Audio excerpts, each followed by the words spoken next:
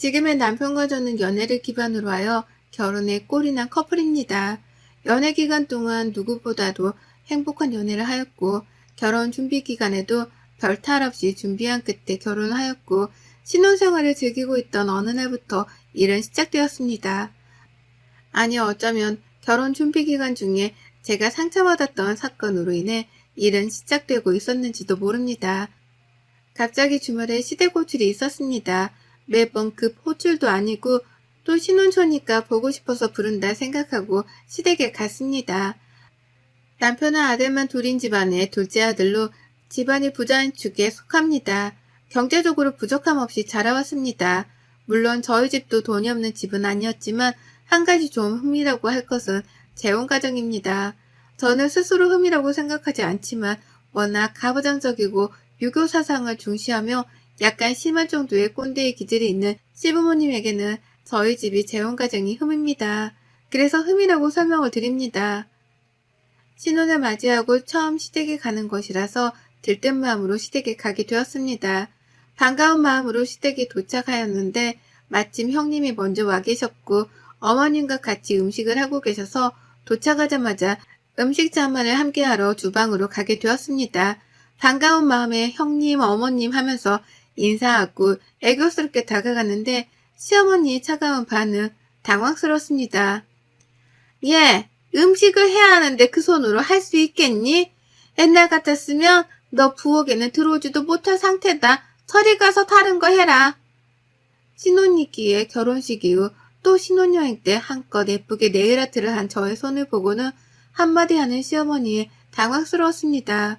이 상황에서 형님도 고개를 푹 숙이고 아무 말도 안 하는데 저도 모르게 죄송하다는 말과 함께 손톱 깨끗이 제거할게요 어머니 라고 답변하게 되었습니다.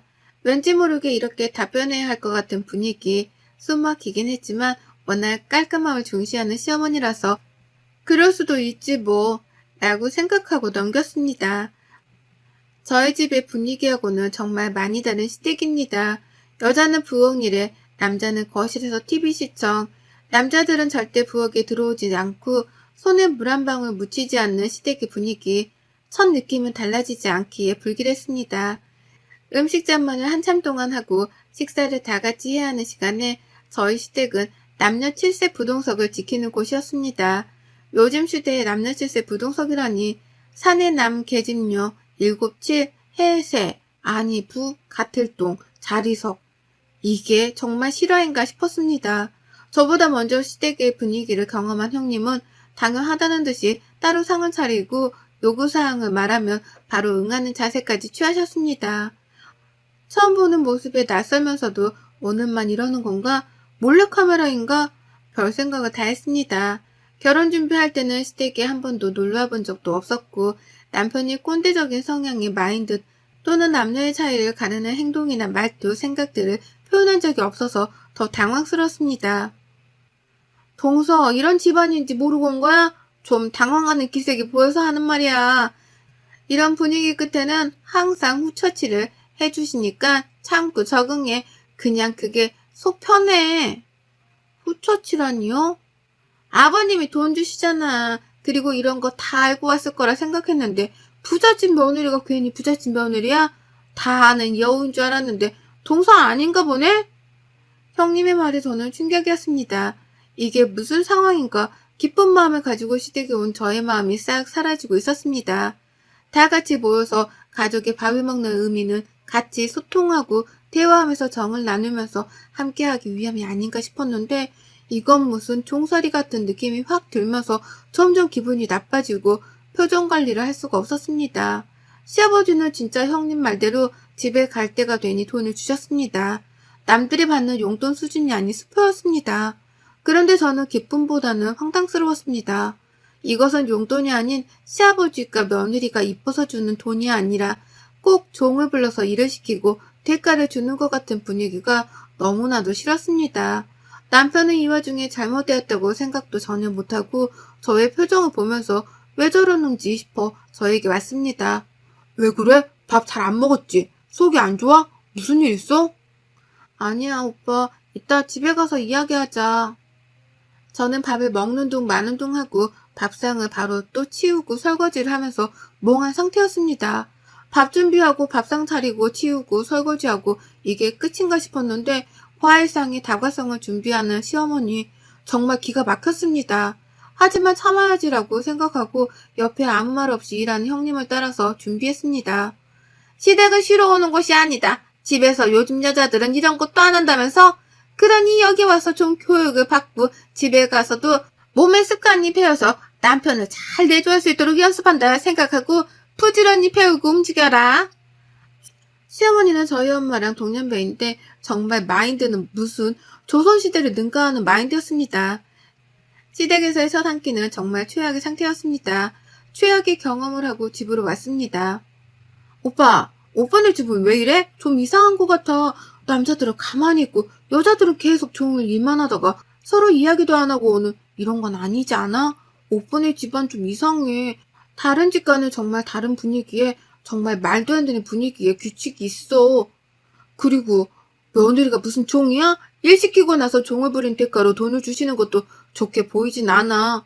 이건 아닌 것 같아. 며느리와 자식 부모, 시부모님의 관계가 꼭 주인과 하인 관계 같이 보이고 정상적인 상황은 아닌 것 같아, 오빠. 뭐가? 난 이상하다고 생각 안 하는데 좀 예민한 거 아니야? 형수도 불만 없이 잘 지내왔는데 한번 우리 집 가서 밥 먹고 와서는 왜 그래? 그리고 아버지가 며느리들 고생했다고 돈 주는 건데 그게 뭐? 자기 좀 예민한 것 같아. 그리고 우리 집 관계가 어때서? 관계가 문제가 있었다면 이혼하거나 헤어지고 가족이라는 구성의 유지에 문제가 생겼지. 남편은 계속 그런 집안에서 자라왔기에 하나도 이상하다고 생각하지 않았습니다. 계속 말해봤자 싸움만 될 것 같았습니다. 그리고 말 속에 저의 재혼 과정에 대한 공격이 있는 것 같아서 제 상처가 건드려지는 것 같아 대화를 그만했습니다.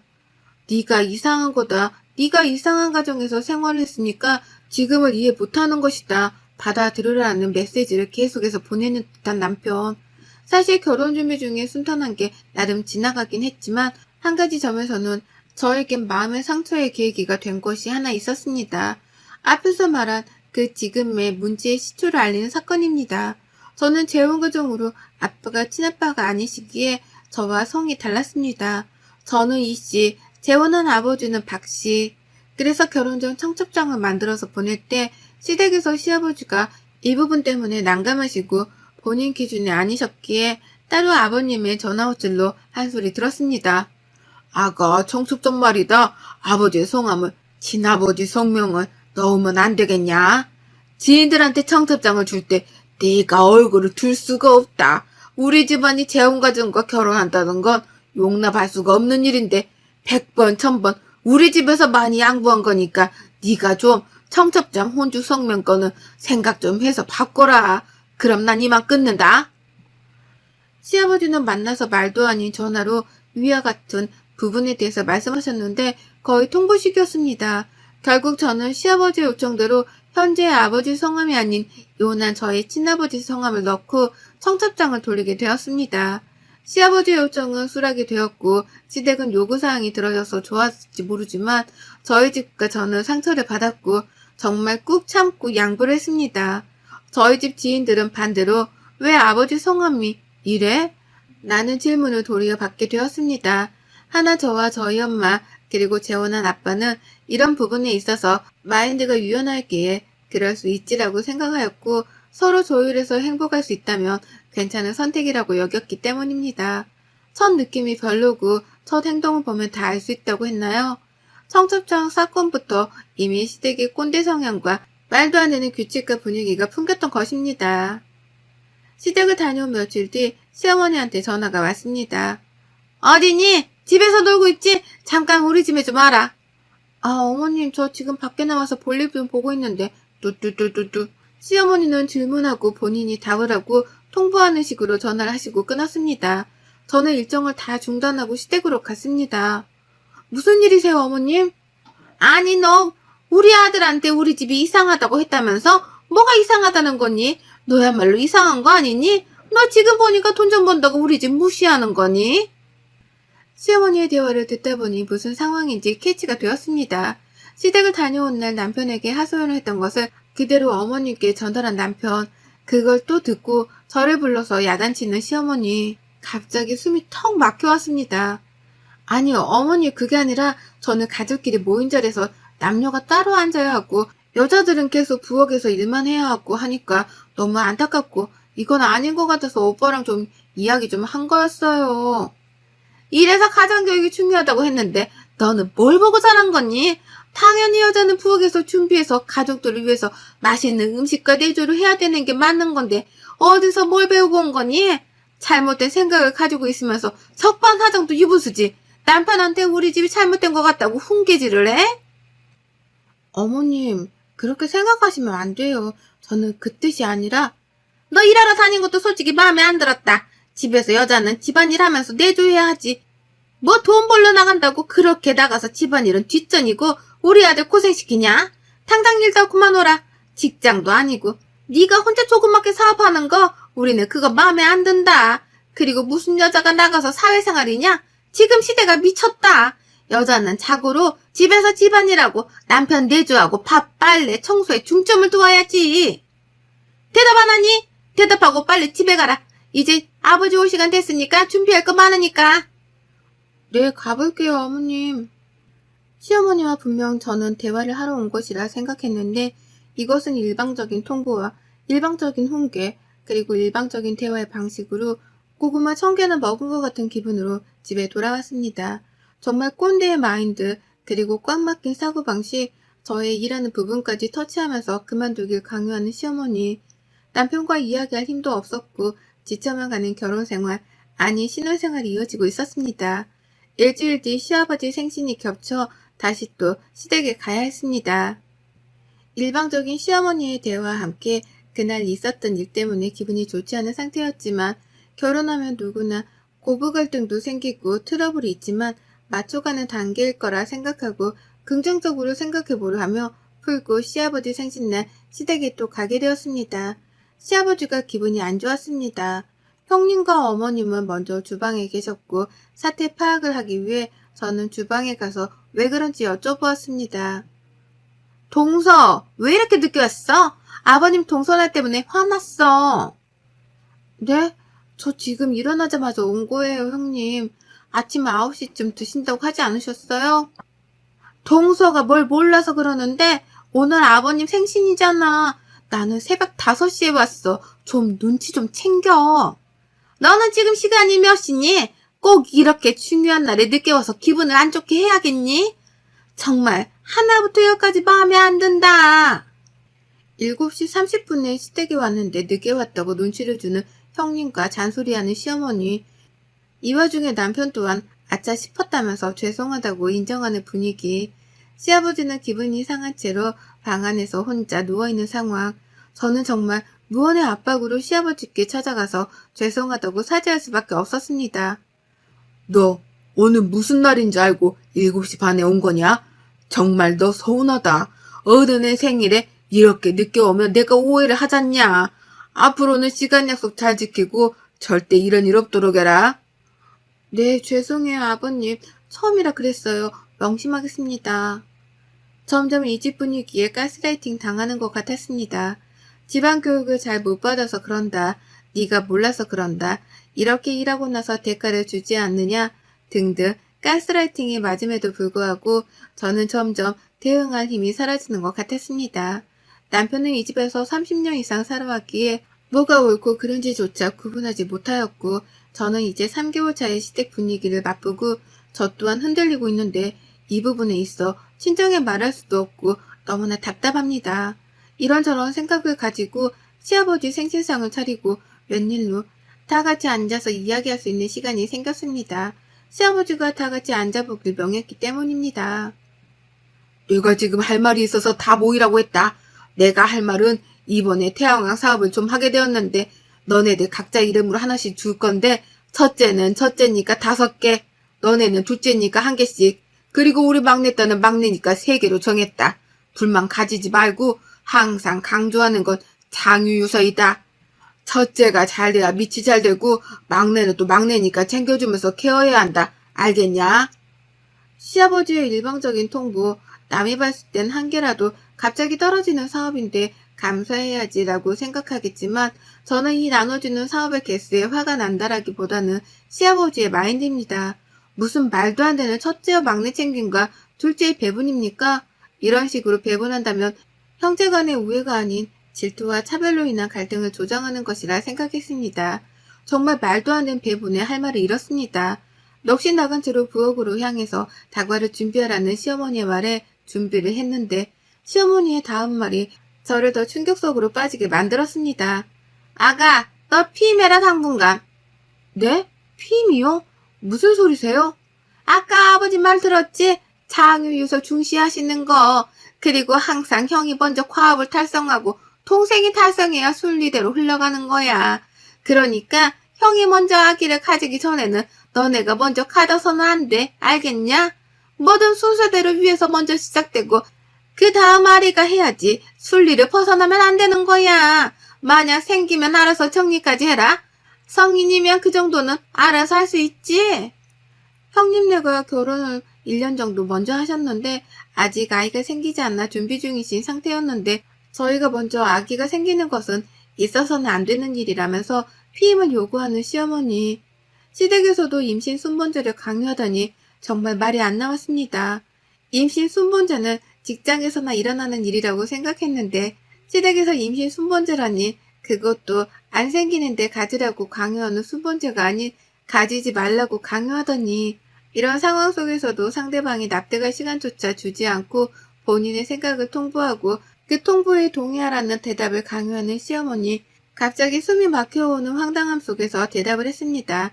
남편에게 의지하고 털어놓을 수밖에 없는 상황인데 남편이 이 상황을 털어놓으면 놓을수록 제가 시어머니와 본인과의 관계를 멀어지게 하려 한다고 생각합니다. 엄마는 다 생각해서 하시는 말이지. 우리가 먼저 임신하면 형도 좀 그렇지. 그리고 형이 먼저 하고 동생이 다음이지. 여보, 진짜 몰라도 너무 모른다. 그리고 너무 예민해. 우리 다 잘 되려고 하는 소리잖아. 잔소리도 사랑이고 몰라? 다 잘 되려고 하는 건데 나쁘게 생각하지 말자. 연속적으로 시댁의 충격적인 분위기를 경험하고 우울하고 답답한 상황 속에서 남편조차 제대로 된 가스라이팅의 사고를 가지고 저를 설득하는 상황. 내가 지금 결혼을 한 것인가 아니면 꼰대 성향이 집에 들어가서 살고 있는 종인 건가 현실 구분이 안 되었습니다. 갑자기 결혼을 한 것이 후회도 되면서 어떻게 풀어나가야 할지 막막했습니다. 그런데 마침 그 시간 시아버지의 전화벨이 울렸습니다. 전화를 받으려는데 끊겨서 다시 전화를 했습니다. 여보세요? 아버님, 저 둘째예요. 전화하셨는데 제가 받으려고 하니까 끊어지더라고요. 네, 둘째요? 누구세요? 누구신지? 아니, 아버님, 저 둘째 며느리예요. 왜 그러세요? 장난치시는 거예요? 놀랬어요, 아버님. 아, 둘째 며느리? 제가 며느리가 있었던가요? 너무 오랜만에 듣는 목소리라서 며느리인지도 기억이 전혀 안 났네요. 바쁘신 우리 며느리 아닙니까? 아버님 왜 그러세요? 전화는 하루에 적어도 2번은 해야지. 아침에 문안 인사, 저녁에 문안 인사도 모르냐? 전화 안 한 지 3일이 되어서 내가 전화 한번 눌러봤다. 이런 것도 안 배우고 도대체 어떤 가정에서 자란 거니? 앞으로는 하루에 2번 어른에 대한 예의를 갖추었으면 한다. 하루에 전화를 2번 하라는 시아버지.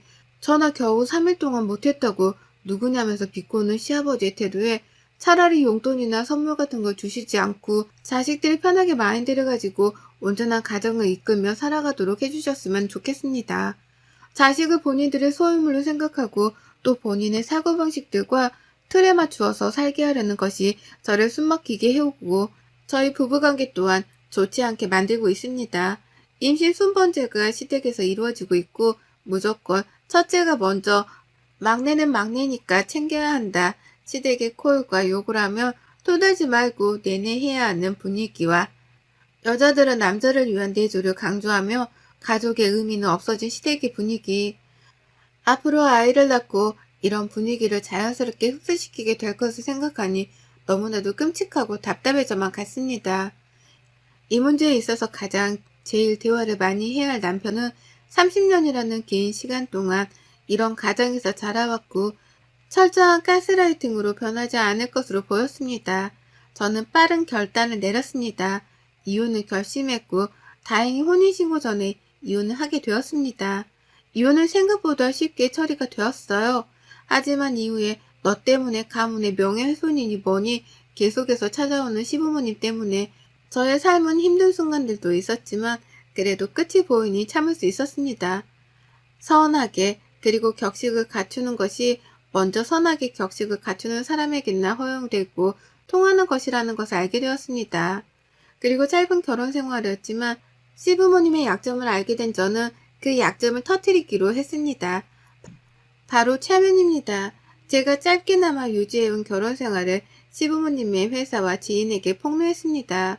폭로 전에도 이미 가문의 명예훼손이니 어쩌니 하면서 찾아와 협박한 것에 비하면 제가 한 것은 세 발의 피였습니다. 체면 망신을 시키자라고 생각하니 제 속은 사이다처럼 시원했고 체면 망신에 있어서 시댁은 지렁이를 밟으면 꿈틀듯이 극한 반응을 보이며 분노를 표출했습니다. 어디서 근본도 없는 년이 들어와서 우리 집안을 망신시켜? 너 가만두지 않겠어? 우리 가문에 쪽을 줘 감히? 어머님, 아니 아주머니, 평생을 본인이 살아온 규칙, 규범, 정의가 맞다고 살아오셔서 잘 모르시겠지만 그쪽 가정은 정상이 아닙니다. 아주 짧은 시간이나마 대개 가정에서 경험한 시간들은 정말 끔찍했습니다. 반성은 바라지도 않고 잘못되었다는 걸 조금이나마 아시길 기도해 봅니다. 짧은 결혼 생활이었지만 그 기간 동안 제가 잘못 살아온 것일까요? 너무 제가 자유분방했나? 우리 집의 교육이 잘못되었나 착각했었지만 제가 그 착각의 늪에 들어가서 허우적댔던 것이라는 것을 알게 되었습니다. 이혼의 선택에 후회가 없고 저는 제 자신을 사랑하며 저를 사랑하는 만큼 남을 사랑하며 저의 자유를 추구하듯 남의 자유도 존중하며 살아가고 있습니다. 결혼 생활은 서로 다른 환경 속에서 자란 사람들끼리 만나서 다시 또 다른 환경의 가정을 만들어가는 과정인데 서로가 돕고 맞춰가며 소통하여야 합니다. 끔찍하고도 비정상적인 꼰대 시댁에서 벗어날 수 있어서 너무나도 행복합니다. 여러분의 생각은 댓글로 남겨주세요. 오늘도 시청해 주셔서 정말 감사합니다.